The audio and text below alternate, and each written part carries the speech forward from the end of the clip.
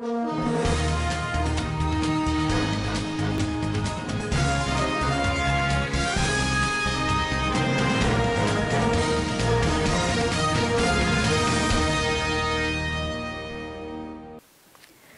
government declares public holiday for Christmas and New Year. Inspector General of Police says police ready to deal with bandits shifting base from northwest. Kwara State imposes new partial restriction over COVID-19. On business, stock investors gain 375 billion naira as market cap hits 20.28 trillion naira. On sports, Maradona autopsy shows no drink illegal drugs. And on the international scene, Nigeria is to continue to play its expected role in Africa. Hello then, welcome to Standard Press Television News Updates. I'm Fawzia Ibrahim. Now the news in full. The federal government has declared Friday, December 25th, Monday, December 28, 2020 and Friday, January 4th, 2021 as public holiday to mark the Christmas, Boxing Day and New Year celebrations respectively. The Minister of Interior, Agbeni Rauf Arabisola, announced this on behalf of the federal government in a statement by the Permanent Secretary in the Ministry, Dr. Shoaibu Bagoru, on Wednesday. It was titled Federal Government Declares December 25th, 28th, 2020 and January 2021 Public Holidays. The minister facilitated with Christians and all Nigerians both at home and abroad on the Christmas and New Year celebrations. Mr. Arabisola urged Christians to adapt the creed of Christ on faith, hope and love. He urged Christians to illuminate the life of humanity, service, compassion, patience, peace and righteousness. That will be the best way to know Christ and celebrate his birth. A Zamfara Commissioner of Police has been posted to Zamfara State Police Command. He is CP Abutu Yaro, who took over from CP Usman Nogogo, who was deployed to Force Headquarters Abuja. An indigene of Kogi State, CP Abutu Yaro holds BA honors from Ahmadu Bello University, Zaria in 1986. Our correspondent, Rahma Ibrahim, reports. The new Commissioner of Police has since assumed duty and assured the good people of Zamfara State of hard work, commitment, dedication and professionalism in the discharge of his duty. He therefore calls for the continued support and cooperation from all the sundry to enable the police discharge their constitutional duties of protection of lives and properties of the citizenry. The most important key aspect of my vision is to ensure that Zamfara comes first. Zamfara first is our operational cliché within my tour of duty here. That is to say, we must do our utmost best to project the security, the safety, peace and stability of Zamfara State. That is the essence of our being here. And that is the program that is on the ground for which we must do our best to advance it to the higher level. To Zamfara first stand at our first operational mantra. And in the course of our interaction, you will see the evidence of this in many diverse ways. Meanwhile, the Zamfara State Police Community Relation Committee has welcomed the new Commissioner of Police and sues for collaboration to enhance security situation in the state. The Executive Council of Zamfara State Chapter of the Police Community Relations Committee, under the leadership of the State Commissioner for Security and Home Affairs, Alhaji Abubakar Muhammad Dauran Justice, Tafi Danzurmi, had formally welcomed the new Commissioner of Police. While congratulating the new CP on his well-deserved posting, the PCRC in Zamfara State charges him to bring his wealth of experience to bear in the discharge of the onerous task by consolidating on the success recorded by his predecessor. He said the PCRC looked forward to having a cordial and fruitful working relationship with the new CP in the ongoing collective efforts to achieving lasting peace in Zamfara State. That has been the report. Rahma Ibrahim Dosara reporting for SVTV News, Gusau.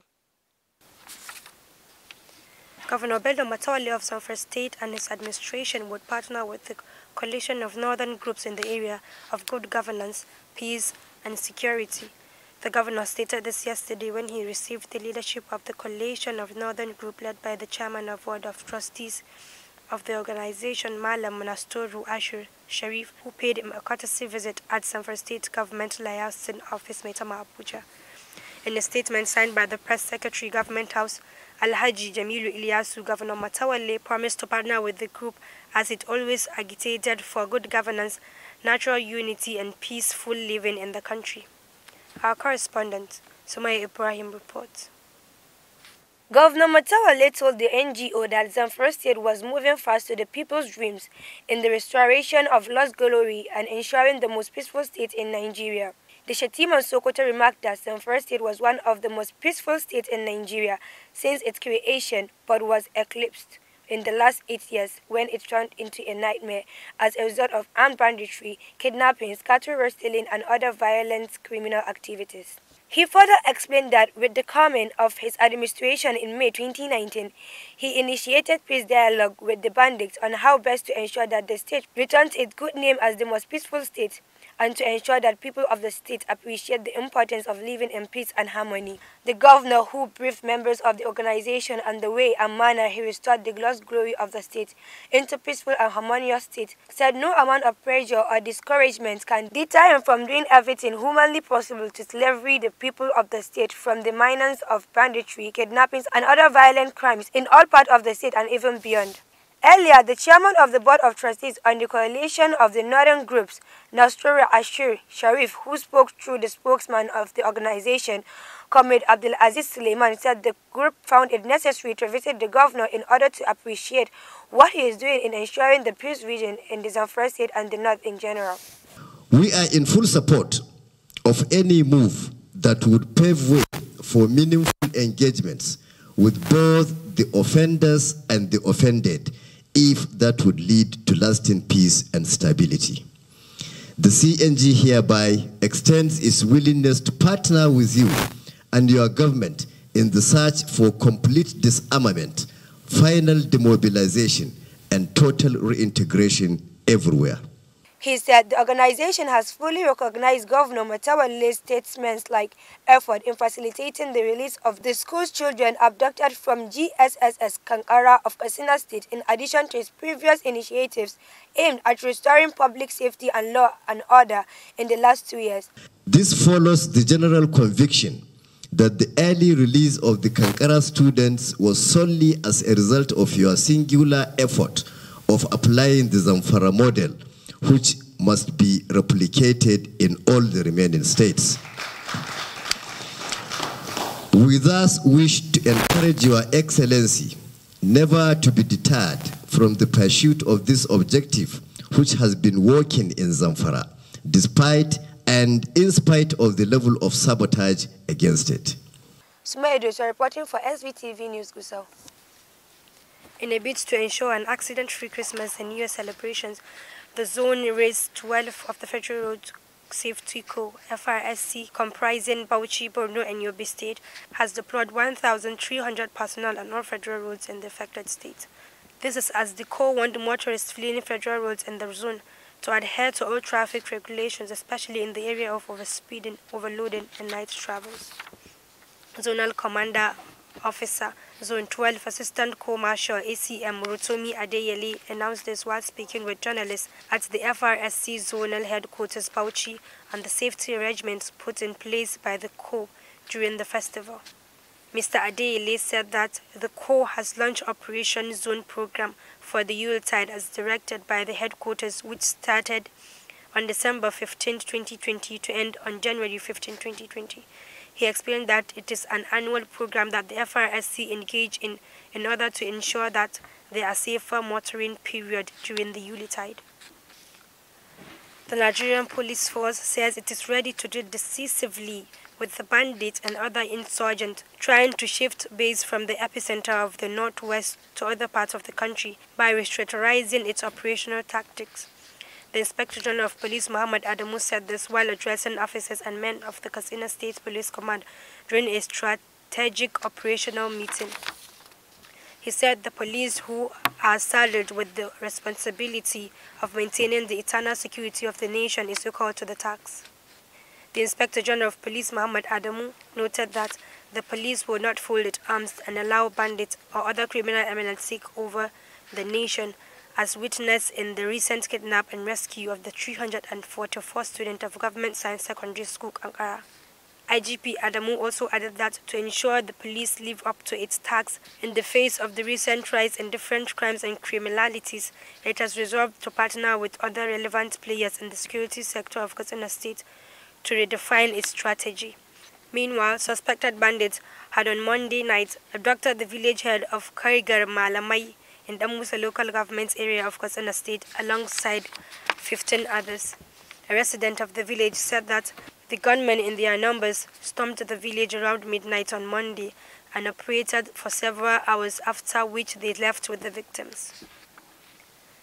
President Muhammadu Buhari on Wednesday alerted the nation to a campaign of Klumri he said was being cooked to show him as a dummy who is not in charge in the presidency. In a statement issued on his behalf by his special advisor on media and publicity, Mr. Femi Adesina, the presidency said that a huge amount of money had been earmarked to feed the narrative of a Buhari having lost grip of the function of his office. In a statement follows muttering in some quarters about the health and the consciousness of the president, a claim that underlined the call by the factional minority leader of the House of Representatives, Kingsley Chinda, for the impeachment of the president. That call was, however, rebuffed by the minority leader Ado Dogwa. The general public is hereby alerted to a smear campaign in the works against Mr. President and his office by disgruntled political elements in the country who have been shopping for flying online media that will serve as complices in their nefarious acts. The game plan was to launch an orchestrated campaign of calumny in days ahead, in which President Muhammadu Buhari will be portrayed as not being in charge of the country, a narrative already stated from a procured offshore medium by the instigators. Money and other attractive inducements are being dangled before the online media, and some of them are already complicit, cooking up stories with genuine and unsubstantiated allegations, all to sow seed of discord and discontent in the country. Nigerians are therefore urged to be wary and discerning in what they consume as news and special report from such online medias, as they are in cahoots with agents of destabilization seeking ultimate political gains. President Buhari remains focused and single-minded in his determination to serve the country to the best of his abilities, bringing change to different facets of national life. Kwara State will from Thursday, December 24, 2020, impose a partial statewide lockdown between 12 a.m. to 4:30 a.m. until further notice. This is part of the safety guidelines announced by the government to mitigate the second wave of the spread of coronavirus infectious disease in the state.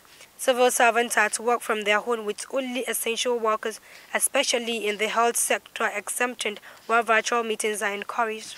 The government said proper use of face masks in public places is mandatory. Hence, the protocol of no face masks, no entry must apply to all public places.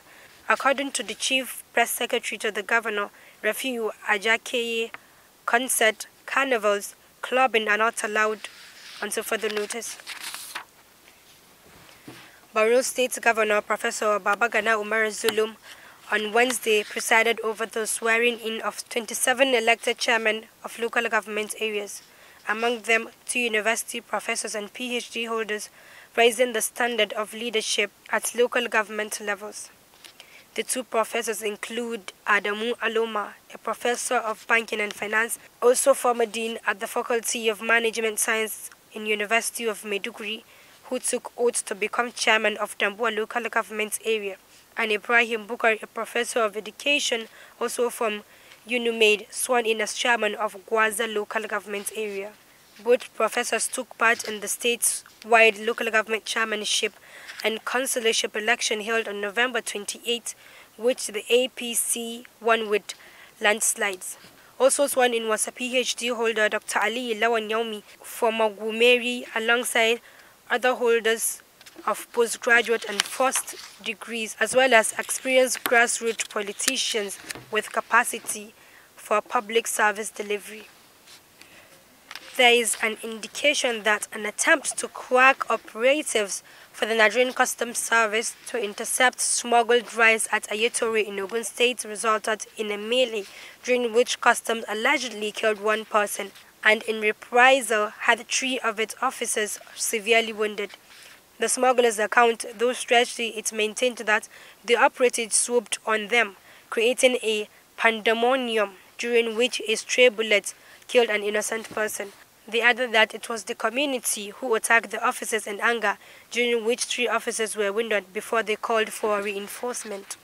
An official account by the Deputy Comptroller Usman Yahya made available via a statement by Mr. Theophilus Jr., Public Relations Officer of Federal Operation Unit Zone A in Lagos on Tuesday, described the attackers as hoodlums sympathetic to the cause of the smuggling.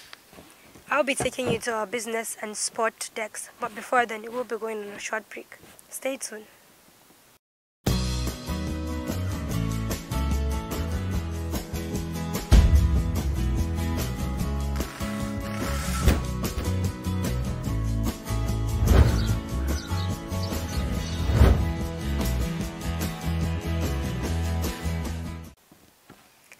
Welcome back on Business. Over to Sumaya Ibrahim.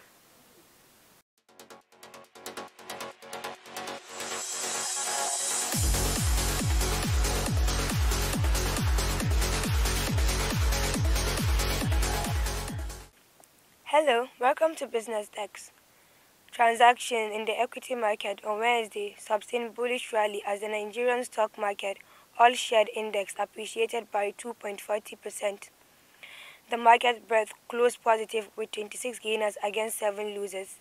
The ASI grew by 910.13 basic points from 37,893.61 index point the previous day to 38,803.74, while the market capitalization of equities appreciated by 475 billion to close at 20.28 trillion from 19.81 trillion. On the activity chart, the premium subsector dominated in the volume terms with 1.13 billion shares exchanged in 1,728 deals. The subsector was enhanced by the activities in the shares of Zenith Bank plc and Access Bank plc.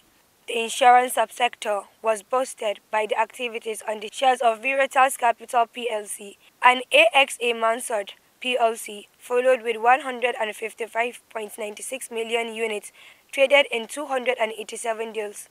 In all, investors exchanged a total of 1.47 million shares in 4,319 deals. Further analysis of the day trading showed that ABC Transport Nigerian plc and Japul Global plc led the gainers chart with 10% each to close at 33 kobo and 44 kobo per share respectively.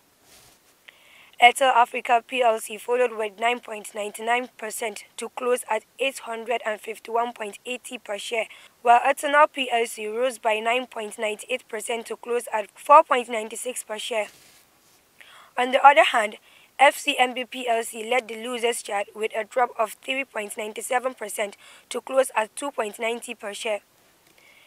PZ Cushion plc followed with a loss of 3.64% to close at 5.30 per share, while Losako Association plc dropped by 3.13% to close at 31 kobo per share. And that's all on business. I'm Sumaya Dozer, and now back to the newsroom. And on sports, Diego Maradona's autopsy has revealed that the Argentina legend has no signs of alcohol nor narcotic consumption at the time of his death. The 1986 World Cup winner died of a heart attack on 25th November at the age of 60. The autopsy said Maradona had problems with his kidney, heart and lungs. It has been ordered as part of an investigation into Maradona's death to see if there was any negligence in the health care he was provided. Maradona, widely regarded as one of the greatest footballers of all time, had a successful operation on the brain blood clot earlier in November and had been due to be treated for alcohol dependency. The first autopsy carried out on the day Maradona died found that the former Boca Junior and Napoli player had died from acute pulmonary edema secondary to exacerbated chronic heart failure with dilated cardiomyopathy. Still on the sport, Lagos fans has expressed joy following the Minister of Youth and Sports Development, Sunday Darius' declaration that the Super Eagles will return to their traditional home ground. the National Stadium, Lagos, in May next year. The minister gave the assurance while inspecting renovation work at the long-abandoned arena on Friday. It's been over a decade since the Eagle last played in Lagos, and residents expressed delight at the opportunity to watch the Eagle and other national teams play in Lagos again. This is arguably one of the biggest achievements of the minister. Bringing back football to Lagos will make him a popular figure among the people of Lagos because they are starved of watching international match, Ifan Yusuf Gano said. And on the international scene, President Muhammadu Buhari said Wednesday that Nigeria will continue to play a role respected of it, not only in the West Africa sub-region, but also on the African continent. The president stated this at the State House, Abuja, during a meeting with former president of Mali and first chairman, African Union Commission, Professor Alpha Umar Konare, who came to discuss the current political situation in his country as well as issues in West Africa and Africa. The Nigerian leader commended Konare for his continuing interest in the affairs of West Africa and the continent. That has been the news from Standard Voice Television. To end the news, a quick look at the major headlines. Federal government declares public holiday for Christmas and New Year. Inspector General of Police says police ready to deal with bandits shifting base from northwest. Kwara State imposes no partial restriction over COVID-19. On business, stock investors gained 375 billion naira as market cap hit 20.28 trillion naira. On sport, Maradona autopsy shows no drink illegal drugs. And on the international scene, Nigeria is to continue to play its expected role in Africa. That's the news. On behalf of the production crew, head of news and current affairs Ibrahim Kaubatano, I'm Fawzi Ibrahim. Do have a nice day.